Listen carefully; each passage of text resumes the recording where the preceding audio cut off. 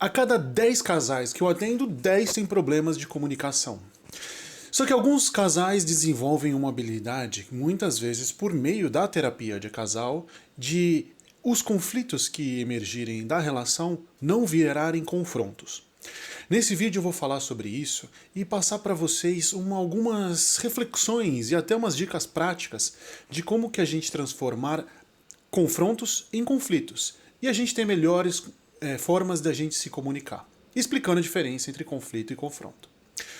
Meu nome é Thiago Nascimento, eu sou psicanalista, eu atendo pessoas individualmente, atendo casais, tenho mestrado na USP e aqui eu vou falar para vocês sobre como a gente pode ter melhores formas de a gente se comunicar e para que nossos conflitos não virem confrontos.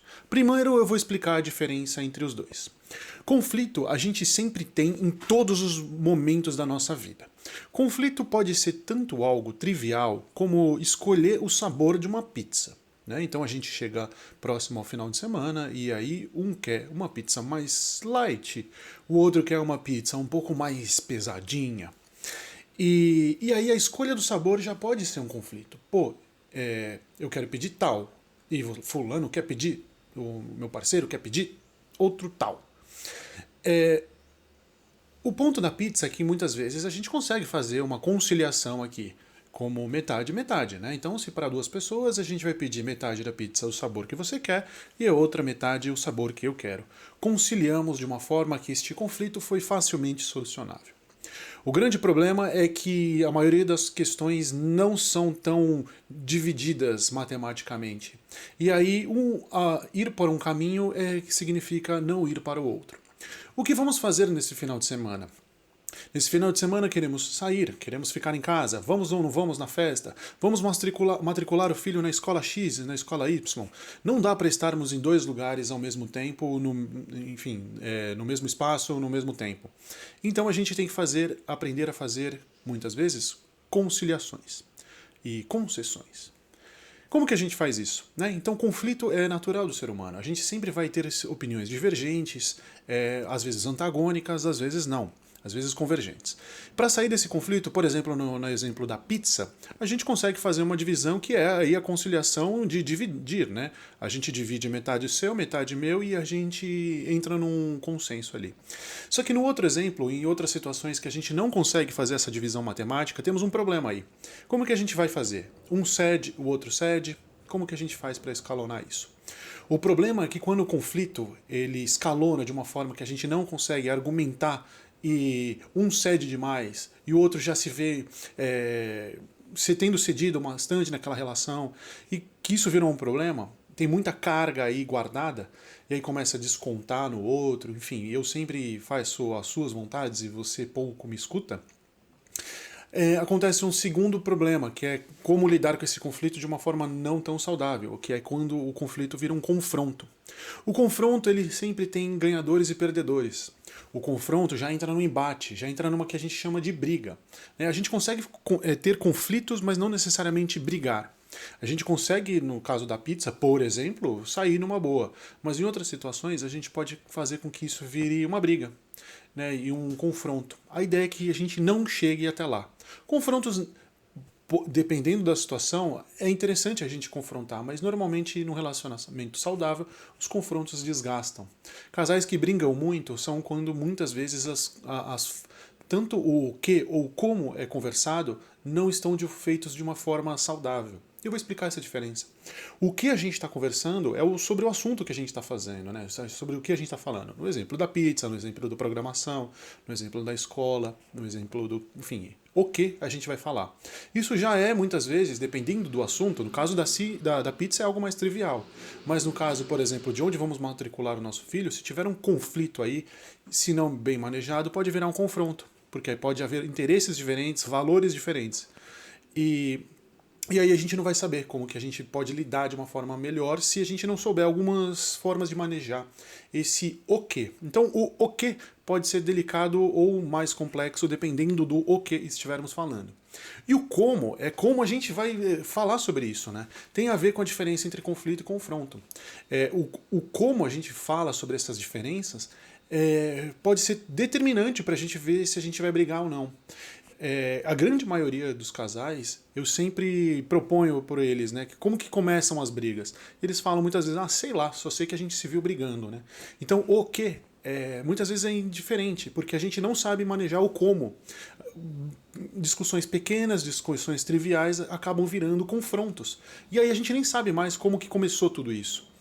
Então, a dica que eu vou passar aqui é como a gente vai trabalhar esse como conversar, como a gente chegar em conciliações, como a gente ter conversas mais saudáveis para que os conflitos não sejam escalados para confrontos, tá bom? São 2 passos que eu vou falar.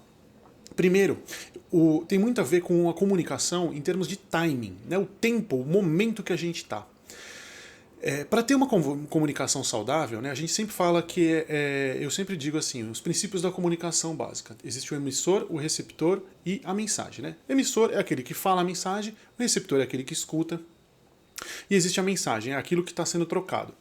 O grande ponto é o seguinte, para o emissor, ok, é tranquilo, é aquele que está falando alguma coisa. O receptor, aí que tá, o receptor ele não pode ser passivo. Não existe aquela questão em que um está no celular e o outro, pode falar que eu estou te escutando. Não existe isso.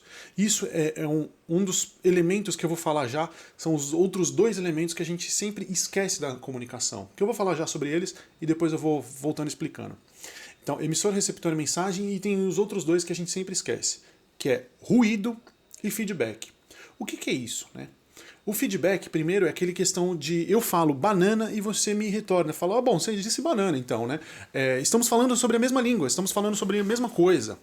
Quantas vezes um está falando um abacaxi e o outro entende banana, estamos discutindo aí, a gente nem sabe por que a gente está discutindo. Então é importante que o emissor fale alguma coisa e o receptor, primeiro, esteja ativo e presente ali. Se interesse por aquilo que está acontecendo e ativamente use o ato de escutar. Escutar é algo ativo, não é passivo, não é só um receptor aqui e faça o processamento daquilo que está passando no meu ouvido. Isso não é escutar. Escutar é ouvir exatamente, atentamente sobre o que o outro está falando e perguntar sobre aquilo, participar naquela conversa. Então o receptor vai participar daquela conversa e dar um feedback. O que eu entendi sobre o que você falou é X, Y, Z. Bom, eu estou falando isso aqui exercitável. Né? Muitas vezes a gente acha que já está escutando, acha que está ouvindo, mas não necessariamente a gente está presente nas comunicações. Isso muitas vezes é fácil de perceber. Numa terapia de casal, quando a gente vê, acontece isso muito na própria sessão. Né? Enquanto um está falando, o outro já está pensando numa resposta para contra-argumentar aquilo que o primeiro está falando. E não é assim. A gente não está em termos de confronto. Quando a gente já virou confronto, temos um problema. Mas a ideia é que não vire confronto, a gente esteja escutando e atento sobre aquele que está falando. Porque senão acontece o segundo problema, né? O segundo elemento que muitas vezes as pessoas esquecem da comunicação, que é o ruído. O ruído é aquilo que tudo atrapalha e prejudica a eficácia da comunicação. E o ruído ele pode ser tanto externo quanto interno. O ruído ele pode ser externo no sentido de a gente estar falando num ambiente que está muito barulhento, criança gritando, fazendo algumas outras coisas que estão externos a mim e eu não tenho muito controle. Então o ambiente com bastante ruído, e aí pode ser até similar ao que a gente está falando literalmente, pode prejudicar a comunicação. E aí eu vou falar banana, você vai entender outra coisa e a gente não está falando a mesma língua. Mas o ruído também pode ser interno, isso daí a gente negligencia, né? Se eu estou no celular, por exemplo, e acho que estou escutando outra pessoa, eu estou com ruído interno. Muitas vezes eu estou conversando com alguém, pensando uma coisa do trabalho e eu não estou aqui, presente. Então o ruído é muito importante que eu preste atenção se há ruído, esteja acontecendo ruído ou não naquela comunicação.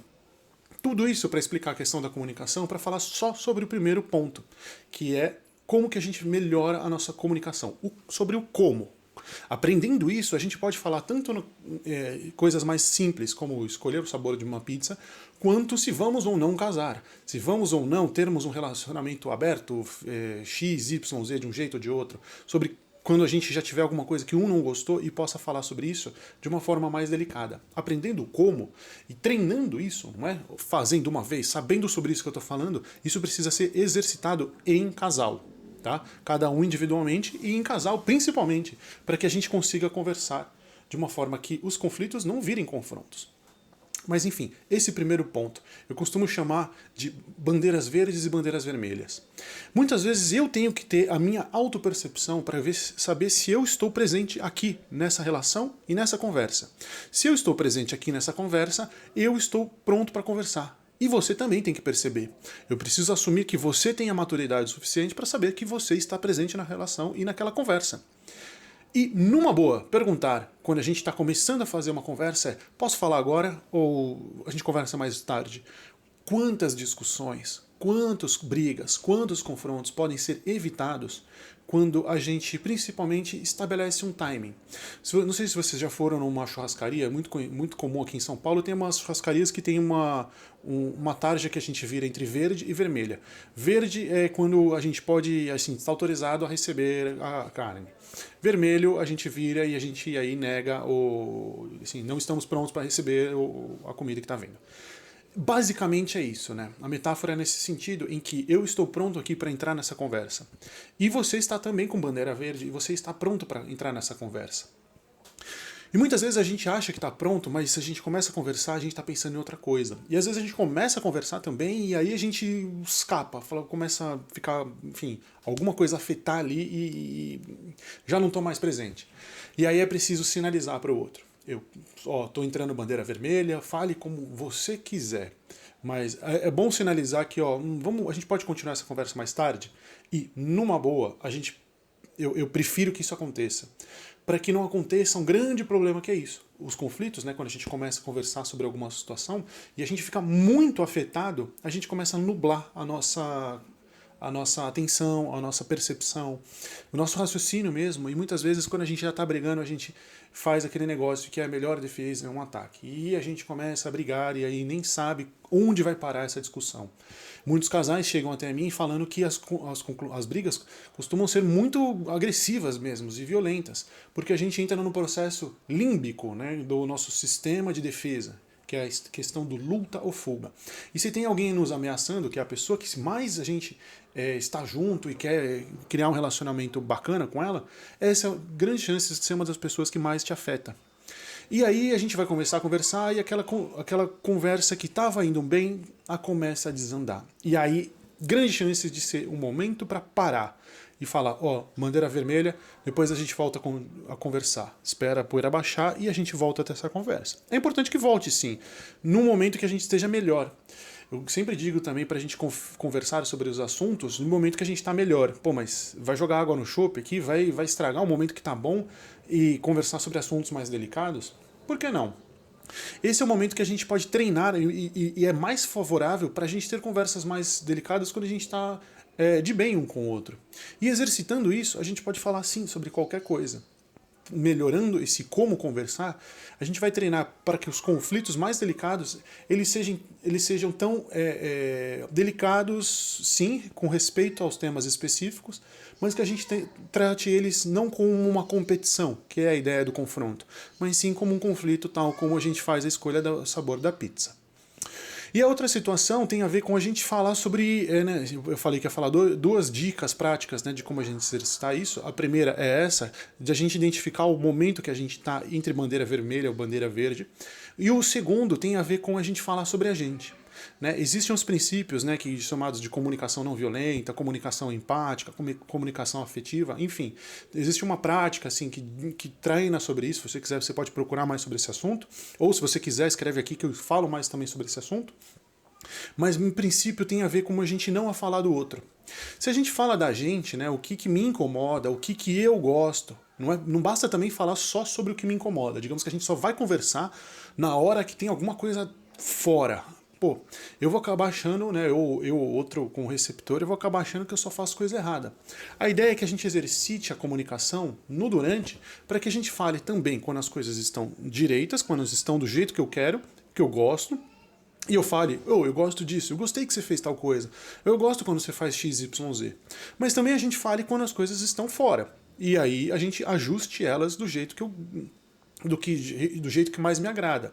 Diz sobre mim, não sobre você. Eu vou dizer pra você: eu não gosto de tal coisa, eu não gosto da casa desarrumada, eu não gosto de deixar, enfim, virar a noite com a louça lá pra lavar, eu não gosto de X, Y, Z.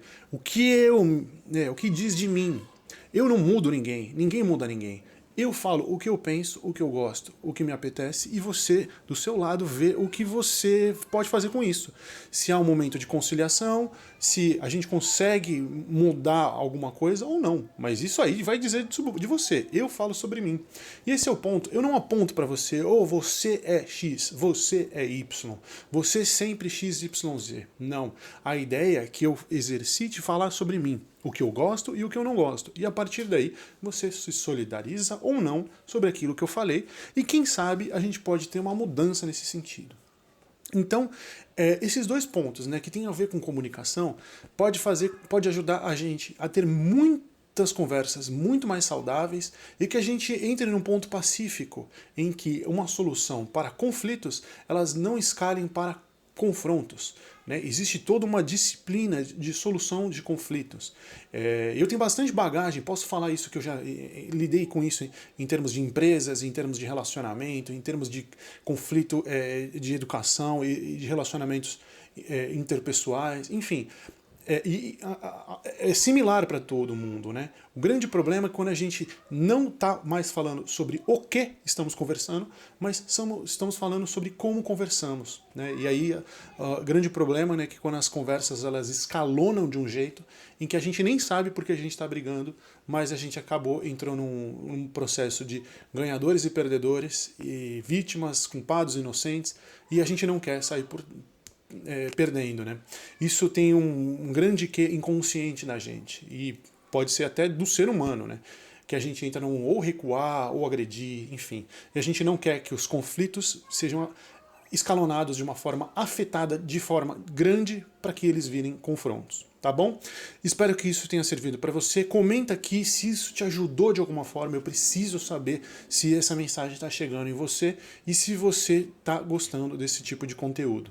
Se você tiver sugestão de algum tema ou algum outro assunto, também comenta aqui. Eu vou ficar muito feliz de saber e de ouvir você. Tá bom? No mais, até a próxima. Convido vocês a frequentar mais esse canal, se inscrevendo, curtindo, compartilhando esse vídeo se você achar que faz sentido para você e para sua relação, ok? Um abraço, até mais.